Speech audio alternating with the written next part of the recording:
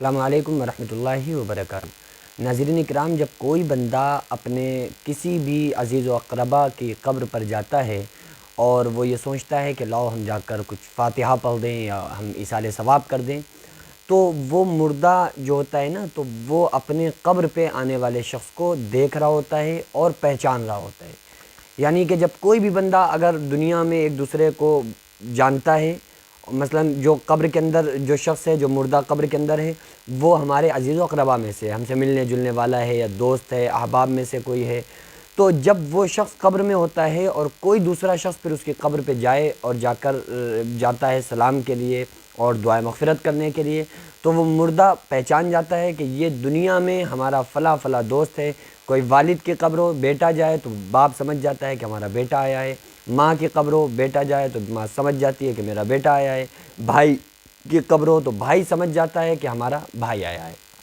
تو یعنی کہ جو مردہ دنیا میں جب وہ تھا تو جن لوگوں کو وہ جانتا تھا، پھر قبر میں جانے کے بعد انہی میں سے جن کو وہ جانتا تھا کوئی شخص اس کی قبر پہ جائے تو وہ اس کو پہچان لیتا ہے، اور پھر جب کوئی بندہ اس کے لیے ایصال ثواب کرتا ہے، دعائے مغفرت کرتا ہے، کچھ پڑھ کے بخشتا ہے،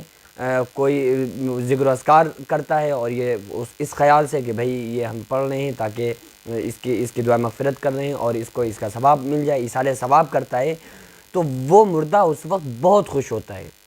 آقا علیہ الصلوۃ والسلام نے فرمایا کہ جب کوئی بندہ قبر میں ہو، کسی مردے کے لیے جب کوئی شخص ایصال ثواب کرتا ہے تو وہ بندہ، وہ مردہ بہت خوش ہو رہا ہوتا ہے،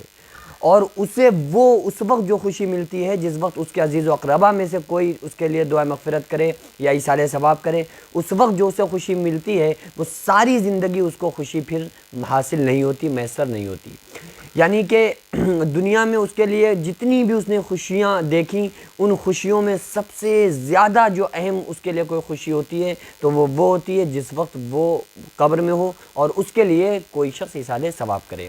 اب آپ سوچ کے دیکھیے نا کہ اس کے لیے ایصال ثواب کیا جا رہا ہے اس مردے کے لیے، تو وہ کیوں خوش نہ ہوگا؟ چونکہ اس کا مال و زر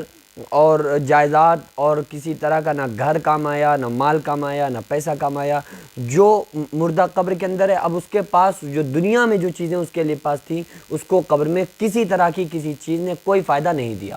اب اگر کوئی بندہ اس کو ایصال ثواب کرتا ہے تو اگر وہ بندہ اگر وہ بندہ عذاب میں مبتلا ہوتا ہے تو اس ایصال ثواب کی برکت سے اس کے عذاب میں تخفیف کی جاتی ہے، اور اگر وہ عذاب میں نہیں ہوتا ہے اور کسی نے ایصال ثواب کیا تو پھر اس کے درجات کو بلند کر دیا جاتا ہے اور انعامات سے اس کو نوازا جاتا ہے۔ تو وہ کیوں خوش نہ ہوگا؟ کیونکہ اس کے لیے تو سب سے زیادہ ضروری وہی چیز ہے نا کہ اس کو ایصال ثواب کیا جا رہا ہے، تو اس سے اس کو فائدہ حاصل ہو رہا ہے، تو اس لیے اس کو سب سے زیادہ خوشی اس وقت حاصل ہوتی ہے۔ علماء نے اس حدیث کے دو مطلب بتائے ہیں۔ ایک مطلب یہ بتایا کہ اسی وقت وہ خوشی حاصل ہو جاتی ہے جو ساری زندگی حاصل نہیں ہوئی، اور بعض علماء نے کہا ہے کہ یہ وہ خوشی یعنی کہ آخرت میں کبھی اس کو وہ خوشی حاصل نہیں ہوگی جو اس کو اس وقت حاصل ہو جاتی ہے، قیامت کے دن وہ خوشی حاصل نہیں ہوگی جو اس کو اس وقت حاصل ہوتی ہے جب کوئی اس کا رشتہ دار عزیز و اقربا میں سے کوئی اس مردے کے لیے ایصال ثواب کرتا ہے۔ تو اس لیے ہم لوگوں کو عزیز و اقربا کی قبروں پر، دھسی ہوئی پرانی قبروں پہ جانا چاہیے اور جا کر ان کے لیے بھی ایصال ثواب کرنا چاہیے، اور ہمیں اپنی بھی آخرت اس سے یاد آئے گی، کیونکہ آقا علیہ الصلوۃ والسلام نے فرمایا کہ